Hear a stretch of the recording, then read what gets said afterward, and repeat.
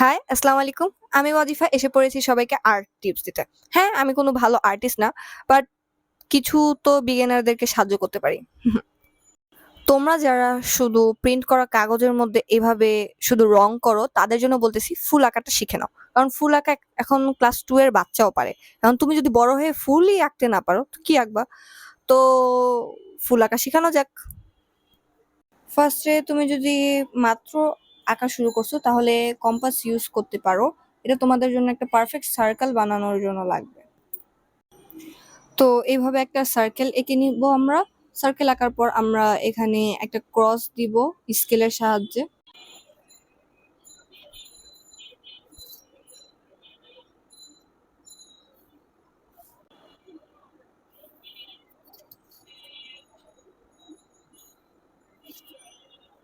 পদ্মর যে ফুলের পাতা হয় সেরকম করেই এভাবে দিতে থাকবে। কিছুটা চোখের টাইপের দেখতে লাগবে, ওভাবেই এই পুরা ফুলটা হবে। প্রত্যেকটা লাইনে এভাবে দিতে হবে। কিছুটা এভাবে এঁকে নিতে হবে। এখন আমি ভিডিওটা লং করতে চাচ্ছি না দেখে ডিটেলসে দেখালাম না, কিন্তু আমার মনে হয় সবাই এভাবে দিতে পারবা পাতা। এখন আমরা বাকি যে লাইনগুলি দিয়েছি এখানে, এগুলি আমরা রাবার দিয়ে মুছে নিব। আর হ্যাঁ, এই খাতা দেখে কেউ বললো না যে আপু আর্ট করার জন্য এটা কি খাতা নিছেন, এই কাগজে কি কেউ আর্ট করে? বিগিনারদের জন্য প্র্যাকটিসের জন্য এগুলি খাতাই লাগে। তো সার্কেলটা মুছার পর ফুলটা দেখতে কিছু এরকম লাগবে, কিন্তু আমাদের যে মাঝখানে যে দাগগুলি আছে সেটা রয়ে গেছে, এখন এটাও আমাদেরকে মুছতে হবে। এখন দেখো আমরা ভিতরের লাইনগুলিও মুছে ফেলছি, কিন্তু এখন মেন কথা হলো যে এই মাঝখানে যে একটা সেন্টার আছে এটার কি করব। দেখতে কিন্তু ফুলটা এখন অসম্পূর্ণ লাগতেছে। আমরা যেখানে দেখতেছি পাতার যেটা শেষ হয়েছে আমরা ওই সেন্টারে এনে যোগ করব কিছুটা এভাবে।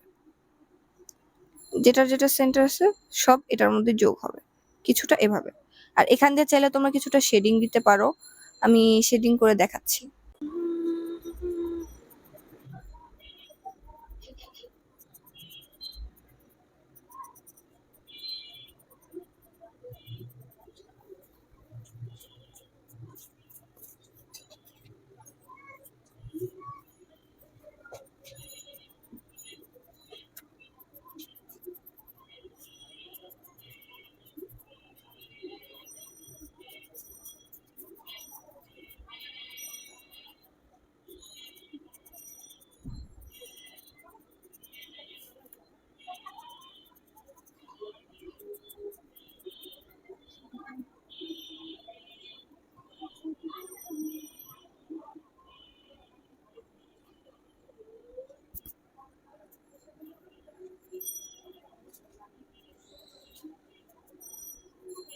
তো ফুলটা দেখতে কিছু এরকম লাগতেছে, আমি জানি এখন সবাই চিল্লাবে যে আপু এটা কি ফুল আঁকলেন, কিন্তু দাঁড়াও টুইস্ট এখন বাকি। আমি আমি ব্ল্যাক মার্কার দিয়ে মানে সাইন পেন দিয়ে একটু আউটলাইন করলাম। এখন এটার মধ্যে কিছু ডিটেলস দেওয়া বাকি। আমি এর মধ্যে বেশি কিছুই করিনি, শুধু কিছু ডট ডট দিয়ে দিয়েছি। উপর মানে উপরে বড় আর নিচে হইতে হইতে ছোট হবে। তো এই ডট ডটে আই থিংক এটা সুন্দর লাগতেছে। আপনাদের কাছে কেমন লাগতেছে? যে ফুল তো বানালাম, পাতা কিভাবে আমি শিখাচ্ছি।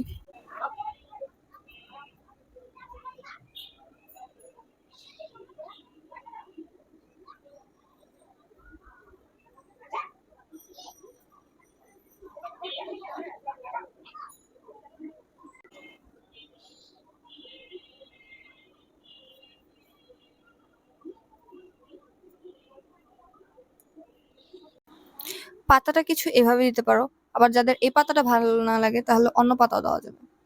যেমন এরকম ফুলের পাতার মতোই আমরা এভাবে নিব, নিয়েছি। নেওয়ার পর মাঝখান দিয়ে একটা দাগ।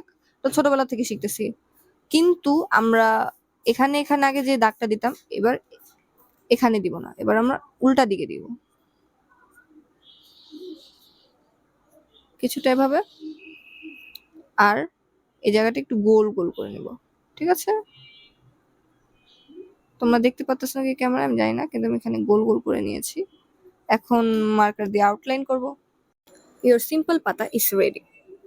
এখনো যারা সন্তুষ্ট হও নাই, তাও যাও আমি আরো একটা পাতা দেখাই দিতেছি।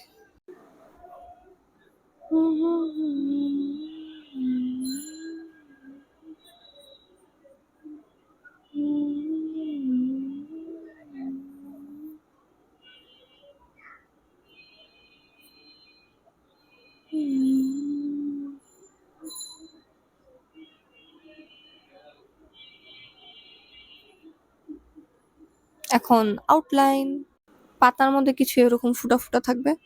এখন ডিটেলসের মধ্যে আমরা এভাবে ফুটার উপরেই দাগ দিতে থাকবো, কিন্তু দাগটা দেখা যাবে অসম্পূর্ণ। ঠিক আছে, অসম্পূর্ণ।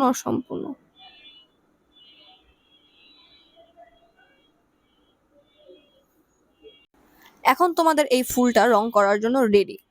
এখন তোমরা এটা চাইলে কালার করতে পারো, আর চাইলে পেন্সিল দিয়ে শেডিং দিতে পারো, এটা তোমাদের ইচ্ছা। তাহলে এটাই আমাদের সিম্পল ফুল।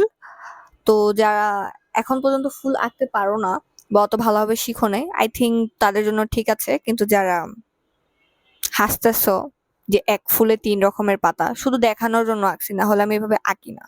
ওকে,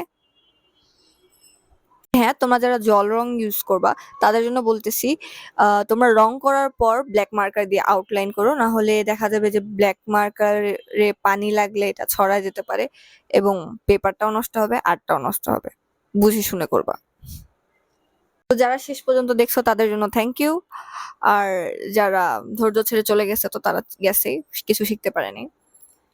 তো ওকে, নেক্সট পর্বের জন্য অপেক্ষা করো। টাটা।